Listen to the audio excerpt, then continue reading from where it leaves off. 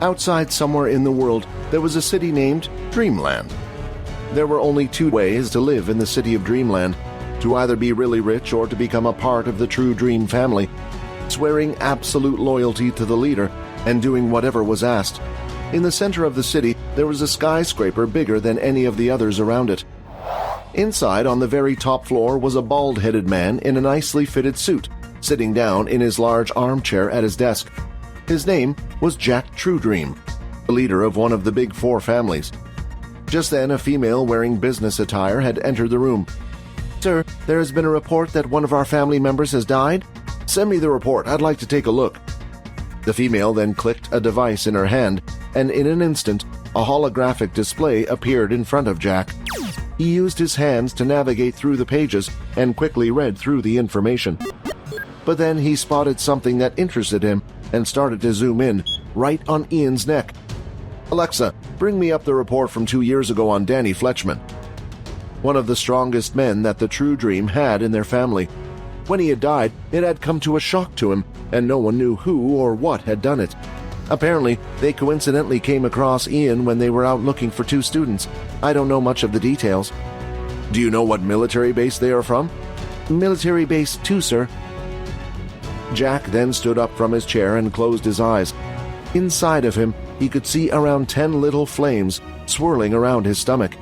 Each of them looked slightly different from the others. "It looks like I'm running low on abilities again. I guess it would also be a good chance to stock up as well." With morning lessons over and done with, it was time for combat lessons to start. Layla had come over with Aaron by her side to Quinn.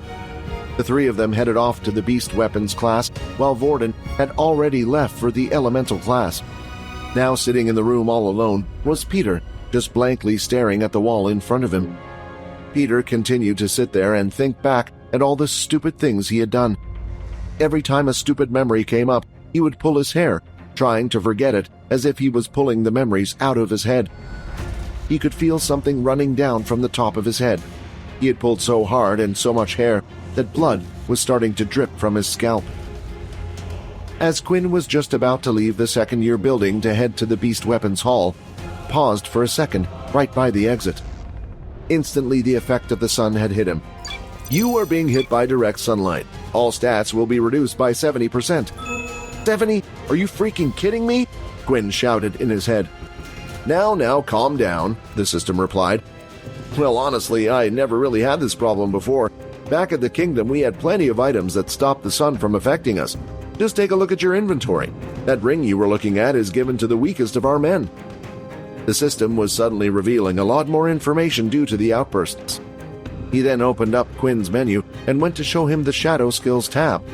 Out of the 10 skills, 3 had been unlocked, but 7 were still grayed out. "You just want to be able to fight in the sun, right? You see, the skill named Shadow Void, it costs a total of 20 skill points. I would recommend you unlock that next. This skill allows you to create your own space of shadows, blocking it from not only the sun, but outside viewers as well."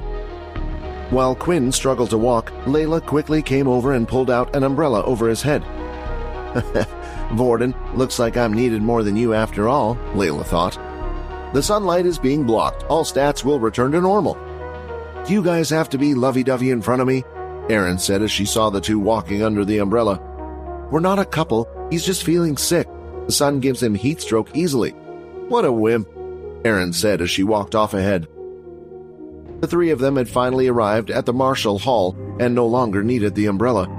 The classes had begun as normal, with Leo asking the students to warm up by sparring with each other, but once again Leo had asked Layla to step away, as Leo wanted to be his opponent. Leo then took Quinn to the corner of the room, away from the others, making sure they couldn't hear their conversation. "Thank you for saving me in the portal world," Quinn said first, hoping to get on his good side by sucking up to him. "I was just doing my job. What happened to your gauntlets? There's no energy emitting from your hand." "They broke in the portal world. I'm sorry, I'll pay you back." Leo raised his hand, telling Quinn to stop speaking. "Boy, there is no need. Those weren't expensive in the first place. But for something to break some beast gear, you must have fought against some beasts then." Quinn started to laugh nervously. He wasn't prepared for this and didn't really know how to answer. "Oh no, one of those rat beasts jumped at me, and all I did was lift my hand trying to protect myself." The beast wouldn't let go, so I had no choice but to take them off and run." "I see," Leo said as he stood there silent for a moment. "However, my ability does improve my senses, and I can hear your heart beating ever so loudly." Quinn gulped as he was afraid of what the old man might say next.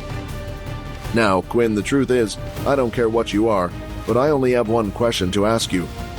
Are you on the humanities side?"